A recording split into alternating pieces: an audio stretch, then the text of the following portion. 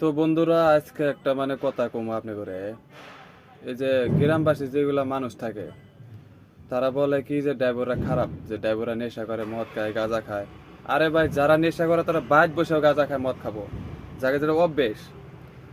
আর আপনার করে এটা ভুল ধারণা কি ড্রাইভার ড্রাইভার বলতে মদ খায় না, এর মিছা কথা। যে ড্রাইভার যার নেশা, ওটা বাইক থেকে নেশা করবো, এরম করে বোকা দেয়। ড্রাইভার বলতে বলে মদারু। আমরা কি এত খারাপ ড্রাইভাররা যে ড্রাইভার হইলে আমরা মদ খেলাম গাঙ্গে? হুম। তো আপনাকে কইতেছি, এই এই এই কথাটা মাথা থেকে বাই করেন যে ড্রাইভাররা খালি মদ খায়। মদ খায় না ড্রাইভাররা।